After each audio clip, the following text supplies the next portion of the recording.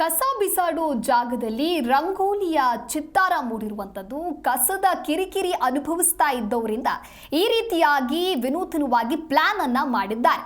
ಮಹಾಲಕ್ಷ್ಮಿ ಲೇಔಟ್ನಲ್ಲಿ ಈ ರೀತಿಯಾಗಿ ರಂಗೋಲಿಯ ಚಿತ್ತಾರ ಮೂಡಿರುವಂಥದ್ದು ಒಂದು ಕಡೆ ದೃಶ್ಯಾವಳಿಗಳಲ್ಲಿ ನೀವು ಕೂಡ ಗಮನಿಸ್ತಾ ಇರಬಹುದು. ಎಷ್ಟೇ ವಾರ್ನಿಂಗ್ ಅನ್ನ ಕೊಟ್ಟರೂ ಕೂಡ ಜನರು ಕಸ ಎಸೆಯೋದನ್ನ ಮಾತ್ರ ಬಿಡೋದಿಲ್ಲ. ರಸ್ತೆಯಲ್ಲಿಯೇ ಕಸದ ರಾಶಿ ತುಂಬಿ ತುಳುಕಾಡ್ತಾ ಇದೆ. ಇನ್ನೊಂದು ಕಡೆ ರಸ್ತೆಯಲ್ಲಿ ರಂಗೋಲಿಯನ್ನ ಹಾಕ್ತಾ ಇದ್ದಾರೆ ಅಲ್ಲಿನ ಜನರು. ಯಾಕೆ ಅಂತ ಹೇಳಿದ್ರೆ ಅಟ್ಲೀಸ್ಟ್ ಈ ರಂಗೋಲಿಯ ಚಿತ್ತಾರವನ್ನ ನೋಡಾದ್ರೂ ಆ ಕಸ ಹಾಕುವಂತಹ ಜನರಿಗೆ ಅರ್ಥ ಆಗಬೇಕು ಅನ್ನೋದಾಗಿ ಪೌರ ಕಾರ್ಮಿಕರು ನಿವಾಸಿಗಳಿಂದ ಈ ರೀತಿ ವಿಭಿನ್ನ ಪ್ರಯತ್ನವನ್ನ ಮಾಡಲಾಗ್ತಾ ಇದೆ. ನಿತ್ಯ ಮೂಗು ಮುಚ್ಚಿಕೊಂಡು ಓಡಾಡುವಂತಹ ಸ್ಥಿತಿ ಅಲ್ಲಿನ ನಿವಾಸಿಗಳದ್ದಾಗಿದೆ. ಸಾಕಷ್ಟು ಮನವಿಯನ್ನ ಮಾಡಿಕೊಂಡ್ರೂ ಕೂಡ ಜನರು ಮಾತ್ರ ಕೇಳ್ತಾ ಇಲ್ಲ. ಇದೀಗ ಸ್ಥಳವನ್ನ ಸ್ವಚ್ಛಗೊಳಿಸಿ ಚಂದದ ರಂಗೋಲಿಯನ್ನ ಹಾಕ್ತಾ ಇದ್ದಾರೆ ನಿವಾಸಿಗಳು.